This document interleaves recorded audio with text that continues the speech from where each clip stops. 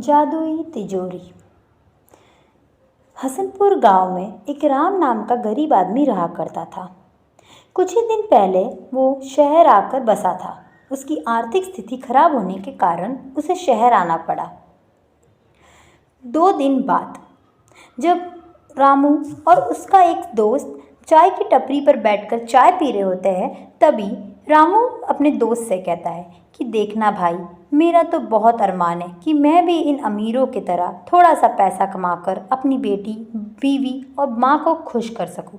तभी उसका दोस्त हंसते हुए कहता है कि अरे रामू, तू रहता तो है एक गरीब सी झोपड़ी में और तेरे सपने हैं इन अमीरों की तरह शाहूकार बनने का। और हंसने लगता है।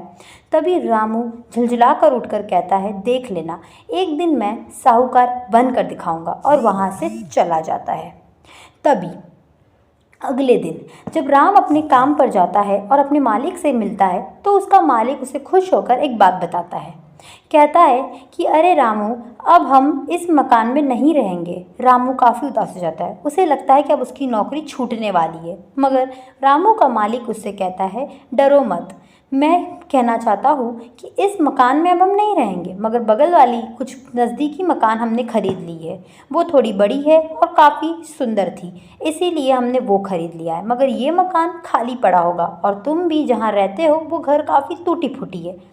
तुम हमारी इतनी सेवा करते हो तो मैं तुम्हें ये मकान रहने के लिए दे ही सकता हूँ। इसी बहाने इस मकान की भी साफ सफाई होती रहेगी।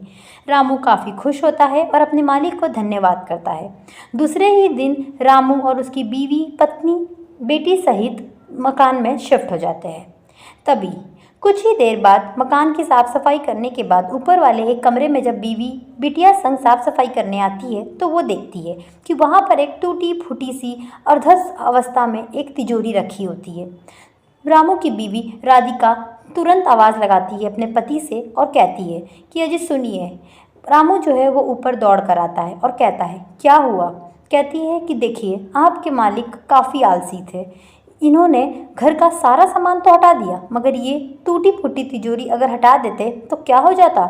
मालिक की बात ऐसी होकर सुनते हुए रामू हंसने लगता है और कहता है, अरे वो मालिक है, वो कैसे घर का सामान हिला सकते हैं? जितना उनके नौकर से बन पड़ा उन्होंने कर दिया, और मैं भी तो उन्हीं का नौकर हूँ। लाओ, मैं हटा देता हूँ। राधिका कहती है, जैसी आपकी इच्छा, बस इसे शाम तक हटवा दीजिएगा, मुझे ये कमरा साफ करना है। कहकर राधिका खाना बनाने चली जाती है। पीछे पीछे लक्ष्मी भी चली जाती है।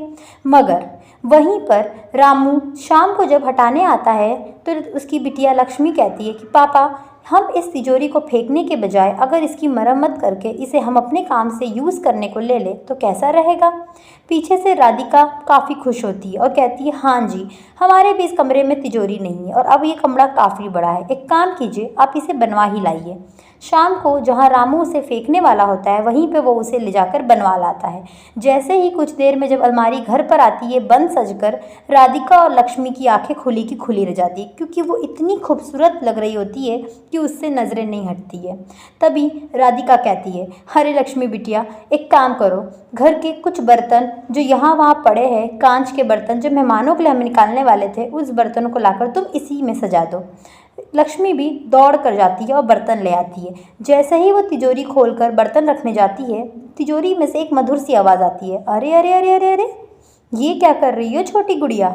ये तिजोरी नहीं है जो तुम इसमें कुछ भी रखोगी, ये एक सोने चांदी वाली तिजोरी है, तुम्हारी अलमारी नहीं है। तभी लक्ष्मी डर के मारे पीछे हट जाती है और रामू बोल पड़ता है, अरे तिजोरी जी, आप ही बताइए फिर, हम आप में क्या रखें? हमारे पास इतने गहने नहीं है कि हम आप में समा कर गहने रख सकें। हमारी तो यही आर्थिक अवस्था है कि हम बर्तन, कपड़े यही रख पाएंगे आप में। तो तिजोरी हंसकर कहती है, चाहे तुम्हारे पास 1 अंगूठी हो या 1 रुपया हो, तुम उसको इसी में रखना। और वो शांत हो जाती है।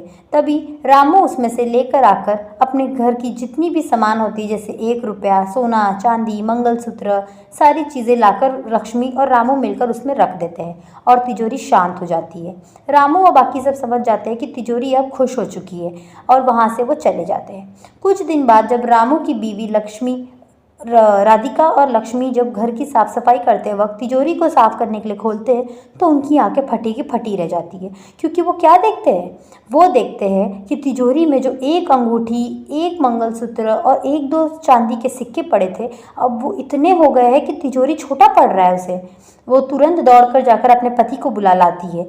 रामू के आते ही रामू भी शॉक में पड़ जाता है, सोचता है ये क्या हो गया, और तुरंत ही बैठ जाता है वहाँ पर। सारे लोग बैठकर बस देखते रहते हैं ये तमाशा। तभी तिजोरी फिर से बोल पड़ती है, अरे डरो मत, ये तुम्हारे ईमानदारी और तुम्हारे मेहनत का फल है। तुमने इतने ईमानदारी से हर गरीब को रोटी खिलाई, कपड़े दिए, पैसे दिए, तुम्हारे पास रहे ना रहे, तुमने ईमानदारी और दयालु से हर किसी का प्यार से दिल जीता है, तो क्यों ना मैं तुम्हारे लिए कुछ करूं। लेकिन रामू और उसकी बीवी इनकार कर देते हैं उस गहने को लेने से। लेकिन तिजोरी वहीं उन्हें जिद करती है और उन्हें कहानी बताती है। कहती है कि मैं कई साल से खुद को इस कमरे में कैद पाई रही थी। तुम्हारे मालिक ने मुझे इस कमरे में कैद करके रख दिया था, ये सोचकर कि मैं इसी कमरे में कैद रहूंगी तो मैं उसे ज़्यादा से ज़्यादा सोना धन दे पाऊंगी। मगर वो ये बात भूल गया था कि मेरे अंदर की जो जादुई शक्ति है वो मेरे खुश होने पर ही मेरे में आ पाती है। उसने ना तो मुझे ढंग तरीके से रखा, ना ही उसने मुझे ढंग से कुछ चीज़ दी है, इसीलिए मैंने मेरी जादू की शक्ति खो दी थी। मगर तुमने जब मुझे मरम्मत करवा के लाया, लक्ष्मी ने और तुमने सबने मिल के मेरी खुशी वापस दे दी, इसीलिए मेरी जादू की शक्ति भी लौट आई है। तो ये धन, ये रुपयों पे हक तुम्हारा ही है। और रामू की बिटिया को वो आगे आकर लेने के लिए कहती है। तभी लक्ष्मी दौड़ कर जाकर सारे पैसे, सारे धन अपने माता पिता के गोद में रख देती है, मगर एक चांदी का सिक्का जिसमें माता रानी का चेहरा बना होता है वो उसी में छोड़ देती है।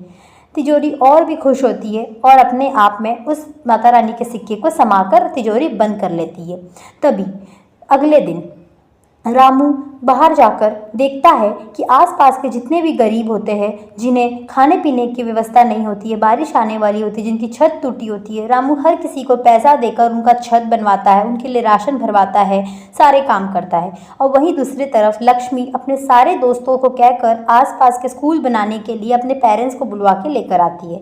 इसी तरह कुछ महीने बीत जाते हैं और रामू उस पैसे से कुछ अच्छा काम करता है, जैसे आसपास अस्पताल बनवाना, गाँव में ही स्कूल बनाना, फिर अपने ही मोहल्ले में एक अच्छी सी क्लिनिक बनवाना, छोटी छोटी दुकानें खुलवा देना, लोगों को अच्छी अच्छी साधनें खरीद कर देना, घर बनवाना, जो बच्चे पढ़ने के लिए दूर जाते थे उनके लिए नज़दीकी में ही पढ़ाई का साधन करना, और घर में बिजली, पानी, ऐसी सारी चीज़ें लगवा कर दे देता है। तभी दूसरी ओर जब उसका दोस्त शेर सिंह एक दिन उस गांव में दोबारा आया होता है तो वो रामू की ऐसी हालत देखकर शॉक में आ जाता है और वो रामू के पास दौड़ कर आता है और रामू से कहता है, अरे रामू, ये क्या, रातों रात अपने मालिक को ठग लिया क्या तूने? और हंसने लगता है। तभी रामू उससे कहता है, नहीं, ये तो मेरे ईमानदारी और दयालुपन का फल है जो मुझे माता रानी ने स्वयं दिया है। और वो ऐसा कहकर वहाँ से चला जाता है। तभी शेर सिंह जो होता है उसके मन में लालच जाग जाती है और उसे शंका होता है कि रामू ने कुछ तो कुछ गलत किया है, इसीलिए वो उस रात को अपने दूसरे दोस्तों के साथ रामू के घर के आसपास चला आता है, ये देखने के लिए कि रात में वो क्या करता है और कहाँ जाता है। तभी रामू और जब उसकी बीवी बेटी संग सब एक कमरे में बेडरूम में सोए होते हैं तो रामू उनके घर में खिड़की से छांग मार के चला आता है और पूरे घर में छानबीन करने लगता है। तभी उसकी नज़र जाती है वो सुंदर से एक तिजोरी के ऊपर। रामू देखता है कि वो सुंदर सी जो तिजोरी होती है वो चमचमा रही होती है, इतने अंधेरे में भी वो साफ नज़र आ रही होती है। तभी शेर सिंह उस रामू के अलमारी को यानी तिजोरी को अपने संग ले जाने की कोशिश करता है और वो उसे उठाने में कामयाब हो जाता है और उठाकर अपने साथ खिड़की से छलांग लगाकर सीधे शाहूकार के यहाँ ले जाता है। वो साहूकार जो होता है यानी जो रामू का मालिक होता है वो उसके घर ले जाता है।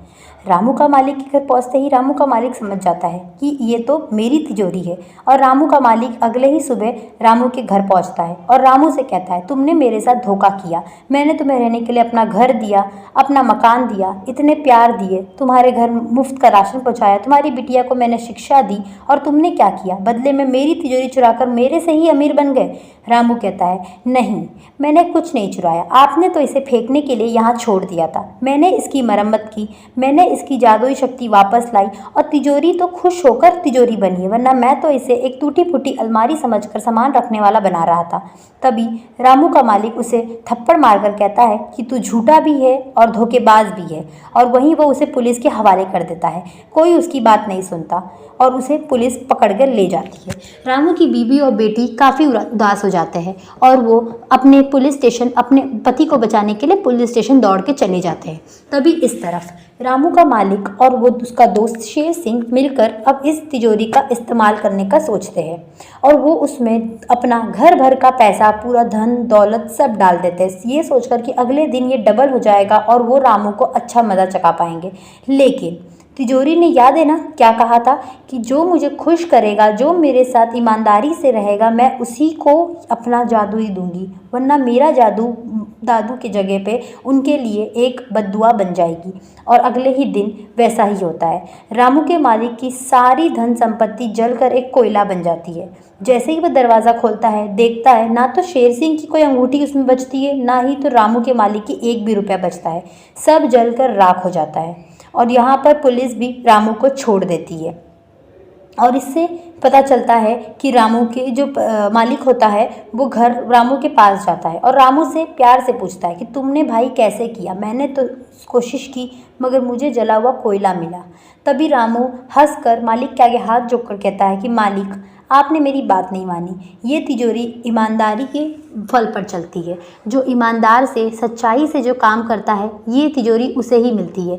याद है आपको, जब मैं शहर आया था तब आपने सच में सच्चे दिल से आपने मुझे काम पर रखा था, ईमानदारी से आपने मुझे अपना घर दिया था रहने के लिए। लेकिन धीरे धीरे जैसे ही आपको पता चला कि मैं आपसे ज़्यादा अमीर हो चुका हूँ और मेरे पास जादुई तिजोरी है, आपने अपनी ईमानदारी और अपनी सच्चाई खोकर एक झूठे और मक्कार में तब्दील हो गए।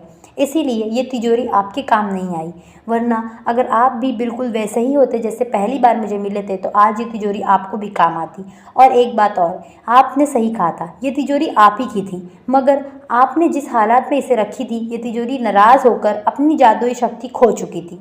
मगर मेरी बिटिया लक्ष्मी के कहने पर मैंने इस तिजोरी की मरम्मत करवाई और इसे प्यार से घर में लेकर आया। तभी ये तिजोरी जो है तिजोरी की तरह बन पाई, और वो भी जादुई तिजोरी।